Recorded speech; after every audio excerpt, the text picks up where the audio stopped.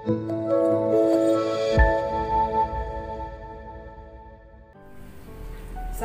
selamat pagi, salam sejahtera untuk kita semua. Puji Tuhan kita bisa berjumpa kembali dalam sarapan rohani Galang Ning yang Abian Basi, Selasa 29 Juni 2021. Sebelum kita mendengarkan dan merenungkan firman Tuhan, mari kita datang kepada Tuhan di dalam doa. Mari kita berdoa.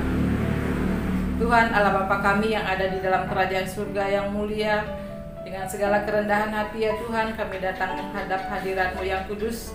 Kami bersyukur atas pimpinan dan penyertaan Tuhan semalam boleh kami lalui dengan baik.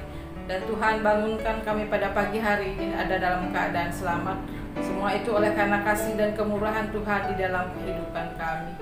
Tuhan, sebentar lagi kami hendak membaca dan merenungkan akan kebenaran firman-Mu. Biarlah kuasa Roh-Mu yang kudus menguasai hati dan pikiran kami. Biarlah Tuhan mengajarkan kami untuk bisa memahami apa yang menjadi kebenaran firman-Mu, dan kami bisa melakukannya di dalam kehidupan kami setiap hari.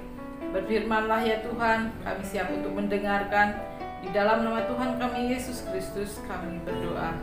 Amin. Tema firman Tuhan untuk kita pada pagi hari ini adalah siapa yang membutuhkan Tuhan. Terambil dari dua renungan firman Tuhan, yaitu yang pertama dari 2 Samuel 14 ayat 14, yang demikian firman-Nya, Allah tidak mengambil nyawa orang, melainkan Ia merancang supaya seorang yang terbuang jangan tinggal terbuang daripadanya. Kemudian di dalam Lukas 5 ayat 30 sampai 31, orang-orang Farisi dan ahli-ahli Taurat bersungut-sungut kepada murid-murid Yesus, katanya, "Mengapa kamu makan dan minum bersama-sama dengan pemungut cukai dan orang berdosa?" Lalu jawab Yesus kepada mereka, katanya, "Bukan orang sehat yang memerlukan tabib, tetapi orang sakit." Bapak Ibu yang dikasihi Tuhan, dari kedua bacaan firman Tuhan pada pagi hari ini kita dapat melihat bahwa Allah merancang kehidupan seseorang. Allah memiliki perencanaan yang indah untuk hidup kita pribadi lepas pribadi. Kita dapat melihat bagaimana tangan Allah membentuk kita selagi kita masih dalam kandungan. Kita berharga di mata Allah. Dalam kitab Lukas 5 ayat 30 sampai 31 disebutkan, orang-orang Farisi dan ahli-ahli Taurat bersungut-sungut kepada murid-murid Yesus, katanya, "Mengapa kamu makan dan minum bersama-sama dengan pemungut cukai dan orang berdosa?" Lalu jawab Yesus kepada mereka, katanya, "Bukan orang sehat yang memerlukan tabib, tetapi orang sakit."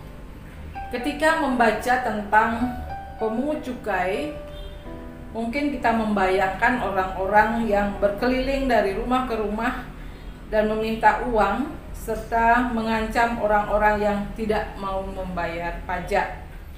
Pemungut cukai pada masa itu adalah orang yang sangat dibenci, ya, karena yang pertama itu pemungut cukai meminta uang untuk diberikan kepada Kaisar Romawi yang menjajah Israel. Dan yang kedua, para pemungut cukai biasanya bergaul dengan orang Romawi, sehingga sebagian dari mereka juga ikut menyembah dewa-dewa orang Romawi. Dan yang ketiga, para pemungut cukai biasanya mengambil uang lebih dari yang seharusnya untuk kekayaan mereka sendiri. Saat itu tidak ada orang Israel yang bisa menuntut para pemungut cukai karena mereka dilindungi oleh otoritas Romawi. Dari keluarga yang tidak bisa membayar pajak, biasanya para pemungut cukai bisa mengambil anak-anak keluarga tersebut untuk dijual, dijadikan budak. Itulah mengapa mereka sangat dibenci oleh orang Israel. Bahkan orang Romawi sendiri pun memandang mereka rendah. Namun mengapa ada orang-orang yang mau menjadi pemungut cukai? Meskipun mereka dibenci, mereka tidak mendapatkan keuntungan atau mereka bisa mendapatkan keuntungan finansial yang begitu besar. Bahkan ada orang-orang Yahudi yang sengaja mengejar jabatan demi uang. Bapak Ibu yang dikasihi Tuhan, bagaimanakah perasaan orang-orang saat itu ketika melihat Yesus memanggil seorang pemungut cukai untuk menjadi muridnya? Pemungut cukai itu bagaikan sampah masyarakat. Bagaimana mungkin Yesus yang begitu suci mau menjadikan sampah masyarakat sebagai muridnya? Bukankah Yesus bisa memilih murid-murid lain yang lebih baik statusnya? Nah, di sini kita bisa melihat betapa besarnya anugerah Tuhan. Lewi meninggalkan segala sesuatu. Lewi meninggalkan identitasnya yang lama. Ia meninggalkan konsep berpikirnya yang lama. Dulu sebagai pemungut cukai, ia berfokus mencari keuntungan pribadi. Namun setelah dipanggil oleh Yesus, ia memakai hartanya agar menjadi berkat. Lewi mengadakan perjamuan besar di rumahnya. Ia memakai rumahnya bukan untuk diri sendiri, tetapi untuk Yesus dan jiwa-jiwa yang ia undang untuk bertemu dengan Yesus. Kitab Lukas ayat ke-30 menunjukkan bahwa ada respon orang-orang Farisi dan ahli Taurat begitu negatif. Ayat ini menyatakan bahwa ada orang-orang yang mengkritik Yesus dan para muridnya. Orang-orang Farisi dan ahli-ahli Taurat bersungut-sungut. Mereka memberikan label orang berdosa kepada pemungut cukai dan orang-orang tertentu. Bagi mereka, bersekutu bersama orang-orang berdosa adalah hal yang najis. Ketika mereka memberikan label orang berdosa kepada orang lain, pada saat yang sama mereka memberikan label kepada diri mereka sendiri sebagai orang benar. Mereka merasa bahwa mereka adalah kelompok elit yang derajatnya lebih tinggi daripada pendosa. Mereka tidak mau makan bersama dengan orang-orang yang berlabel berdosa tersebut. Namun Yesus datang merobohkan tembok pemisah sosial itu. Yesus sebagai yang benar datang dan makan bersama orang-orang yang disebut berdosa itu. Yesus memakai gambaran tabib dan orang sakit. Dalam konteks ini, orang berdosa dikaitkan dengan gambaran orang sakit. Yesus datang memanggil orang berdosa supaya bertobat.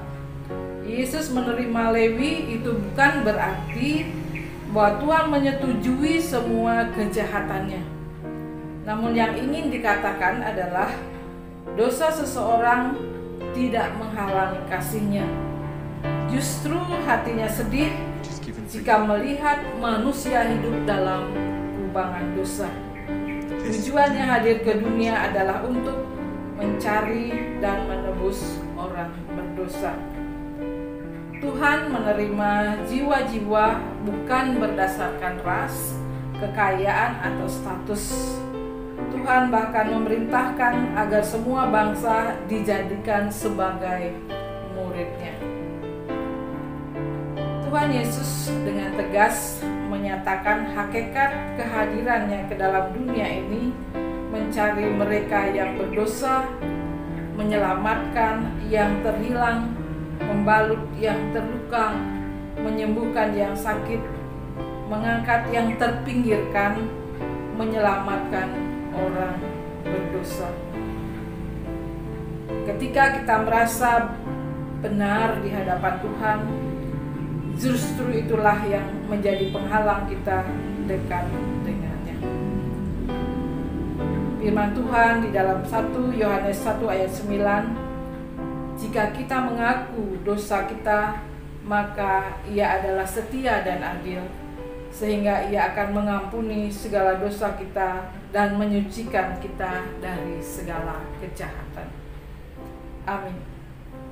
Mari kita mengamini firman Tuhan dengan kita datang kepada Tuhan di dalam doa. Mari kita berdoa.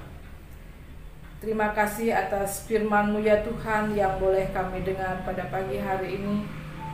Firman-Mu mengajarkan kepada kami dan menunjukkan kepada kami bagaimana Tuhan begitu mengasihi kami. Walaupun kami sebagai orang yang berdosa, di dalam kehidupan kami setiap hari, justru kami sering lari dari kebenaran firman-Mu. Tetapi Tuhan mencari kami, Tuhan membalut luka-luka kami, Tuhan menghibur kami ketika kami sedih, Tuhan memberikan kami penguatan. Bapa di surga, terima kasih atas firman-Mu. Biarlah firman-Mu boleh menguatkan kehidupan kami. Dan pada pagi hari ini ya Tuhan, kami akan melakukan segala aktivitas dan pekerjaan kami. Kami mohon biarlah kuasa Roh-Mu yang kudus senantiasa menuntun dan melindungi langkah kami dimanapun kami berada. Di dalam kami melakukan segala usaha dan pekerjaan kami, biarlah Tuhan yang memberkati kami. Bapa di surga, inilah doa kami Tuhan yang kami naikkan hanya di dalam nama Tuhan kami, Yesus Kristus.